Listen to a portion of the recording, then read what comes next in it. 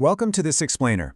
I am absolutely thrilled to be your tutor today as we tackle one of the most critical and heavily tested areas in auditing and financial controls, the bank and cash cycle. Now, you might be wondering, why is this tested so heavily? Well, it's because this is the one area where businesses are most vulnerable to devastating fraud. We're going to take a vast amount of technical information and structure it logically, moving from the fundamentals right through to the advanced points, so you can walk in your exam with total confidence. Let's start by highlighting the immense risk of fraud and theft associated with cash. Think about it for a second. If cash is king, why is it literally the easiest asset to lose? The answer boils down to its ultimate liquidity. Unlike a massive forklift or a warehouse, cash is highly desirable, easily concealed, and instantly convertible. And because cash doesn't have a serial number tying it to a specific owner, once it's gone, it's virtually untraceable. This inherent risk makes ironclad internal controls absolutely essential. It means organizations have to prioritize preventive controls to stop theft before it even happens, rather than just relying on detective controls after the money has already vanished. As an auditor or a financial manager, you can never ever assume cash is safe simply because it's sitting in a till. You've got to build and test an absolute fortress of controls around it. Here is our roadmap for today. First, we'll cover the bank and cash ecosystem. Second, cash inflow, revenue and receipts. Third, cash outflow, acquisitions and payments.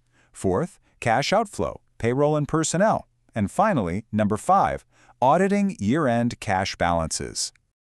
All right, let's dive straight into Section 1, the bank and cash ecosystem. I want you to think of cash as the bloodstream of the corporate body. It connects everything. It flows into the revenue cycle, and it pumps right back out through the purchases and payroll cycles. If this central hub is compromised, every single other cycle in the business fails. For example, if sales are booming but cash isn't being properly collected and safeguarded, the revenue cycle is essentially bleeding out. Conversely, if disbursements aren't strictly controlled, the acquisition cycle simply drains the body of its resources. You really cannot view the cash cycle in isolation. It's the ultimate result of all other operational cycles functioning properly or improperly. So what are our primary defenses? These are your universal controls. Whether you're looking at sales, acquisitions, or payroll, remember this rule. Segregating duties is your #1 defense against fraud. To put this into perspective, if the cashier who physically takes the money is also the exact same person who updates the accounting software, they could easily pocket $100 and just write off a customer's account as a bad debt to hide their tracks. Notice how we have to blend the physical with the digital here. Sure, you need cameras and drop safes, but you equally need robust IT user profiles and passwords. Never let the person who receives the cash be the same person who records it in the general ledger. That separation is the absolute bedrock of internal control. Moving on to Section 2, cash inflow, specifically revenue and receipts. These are the 5 non-negotiable steps of a secure cash sale. Missing even one of these steps opens the door wide open for skimming. For your exams, you really need to understand this logical flow. A transaction is rung up, which creates a digital record. But when that shift ends, the cashier absolutely cannot just walk to the back office alone. A supervisor has to be present to remove the drawer, and they must walk together. Why? Well, if a cashier walks down a hallway alone, they have a 2-minute window to slip cash into their pocket before the reconciliation even begins. Then, the cash must be banked intact daily. Keep intact in your mind. It's a magic word for examiners. It means you don't use today's cash sales to pay for today's petty cash expenses. You bank all of it directly, leaving a perfect, clean audit trail. If you get a question on this, I want you to map your answer exactly like this table, linking the specific risk directly to the mitigating control. Examiners don't just want a random list of controls, they want to see that you actually understand what risk the control is neutralizing. Let's look closely at fictitious deposits. A fraudster might record a fake deposit in the cash book to cover up money they stole, just hoping no one ever checks if the bank actually received the funds. That is exactly why an independent person, meaning someone who never physically touches the cash, must reconcile the bank statement to the cash book every single month. Let's pivot to Section 3, cash outflow, regarding acquisitions and payments. The massive transition from physical checks to electronic funds transfers, or EFTs, completely shifts the auditor's focus. We move from worrying about physical theft to preventing digital fraud and unauthorized access. While it's certainly harder to get robbed in the street with an EFT, the digital risks are massive. A fraudster with the right passwords can literally drain a company's bank account in seconds without ever stepping foot inside the building. So we aren't just looking for locked physical doors anymore. We are looking for logical access controls. We need to know who logged in, from what IP address, and exactly what specific transaction that initiated or altered.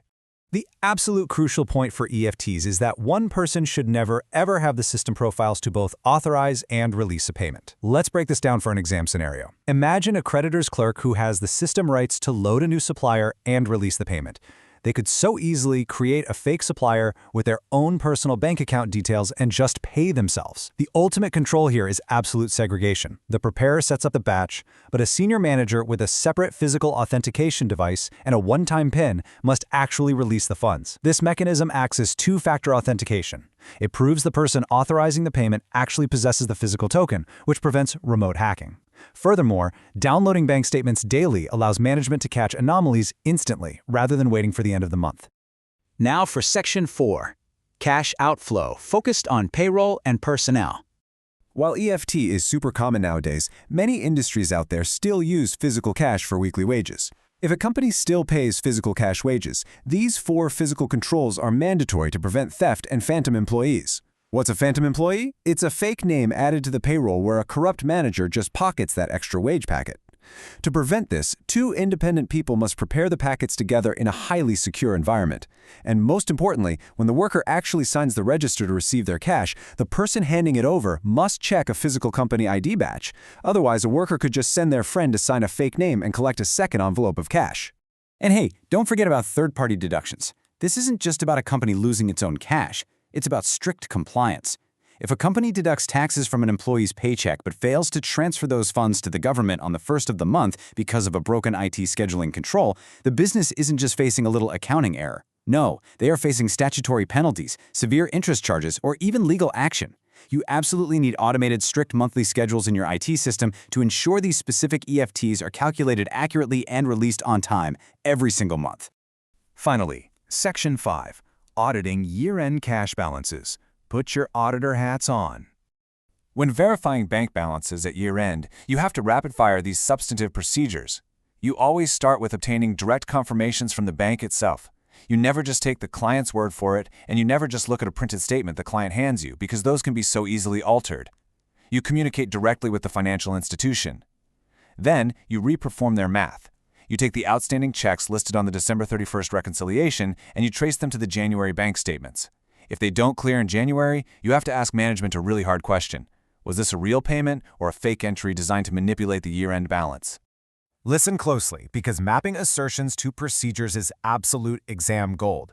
Always explicitly link your substantive audit procedures back to the core financial assertions they prove. If you just write, check the bank statement in an exam, you're getting 0 marks. You must state, to test the assertion of existence and rights, I will obtain a direct external bank confirmation. To test accuracy and valuation, especially if they have foreign bank accounts, you must recalculate the foreign exchange spot rate at year-end. And for cutoff, you are looking very closely at the last receipt of December and the first receipt of January. You're ensuring management didn't hold the books open to record January sales in December just to make their year-end revenue look artificially better. If you're auditing a retailer, you must observe the physical cash count with intense professional skepticism. And here is highly practical advice. Ensure you are never left alone with the money.